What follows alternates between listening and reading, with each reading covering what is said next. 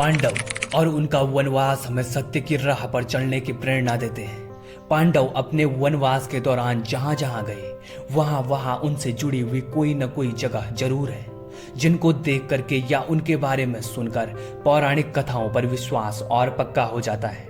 और पांडवों से जुड़ी हुई उन्हीं जगहों में से एक है मध्य प्रदेश के पंचमढ़ी में बनी हुई पांडव गुफाएं, जिनका संबंध पांडवों के वनवास से माना जाता है।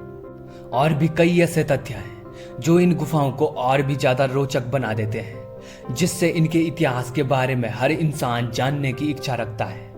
और आज की इस वीडियो में हम आप दर्शकों को इन ऐतिहासिक पांडवकालीन गुफाओं के बारे में विस्तार से बताएंगे। लेकिन वीडियो में आगे बढ़ने से पहले अगर आपको इस तरह की वीडियोस देखना पसंद है तो हमारे इस छोटे से चैनल को सब्सक्राइब करके जरूर सपोर्ट कीजिएगा। दोस्तों, जिस पांडव गुफा के बारे में हम बात कर रहे हैं वो मध्य प्रदेश के पंचमढ़ी क्षेत्र में सतपुड़ा की हरी भरी पहाड़ियों पर मौजूद है और चारों तरफ से घने जंगलों के बीच में है। ये गुफाएं 5 गुफाओं का एक समूह है जो कि लगभग पहली सदी से 10वीं सदी के बीच चट्टानों को काट कर बनाई गई थी। साथ ही इन गुफाओं का इतिहास कई कहानियों से जुड़ा हुआ है, खास तौर से इनके निर्माण की कहानी। कुछ स्रोत इन गुफाओं को महाभारत काल से जोड़ते हैं, जबकि कुछ स्रोत कहते हैं कि इन गुफाओं को यात्रा करने वाले बौद्ध भिक्षुओं ने बनाया था। खैर जो भी हो, इन गुफाओं का इतिहास काफी रहस्यमयी और दिलचस्प हो सकता है। सतपुड़ा पहाड़ियों पर मौजूद इन गुफाओं के बारे में ये व्यापक रूप से माना जाता है कि ये 5 पांडव गुफाएं पांडवों के द्वारा बनाई गई थी। किंवदंतियों की माने तो पांडव भाइयों ने अपने 13 साल के वनवास के दौरान आश्रय के लिए यहाँ पर अपने लिए एक एक गुफा बनाई थी।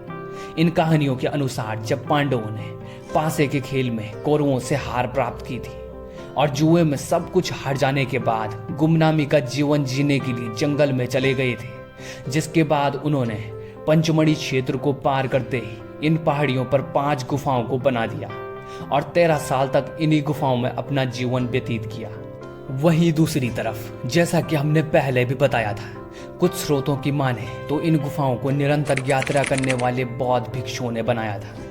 ये गुफाएं आश्रय और ध्यान करने के स्थान दोनों के रूप में काम आती थी।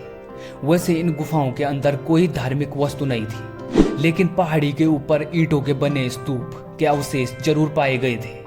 इंटरेस्टिंग बात यह भी है कि पंचमढ़ी शहर का नाम भी पांडवों से जुड़ा हुआ है।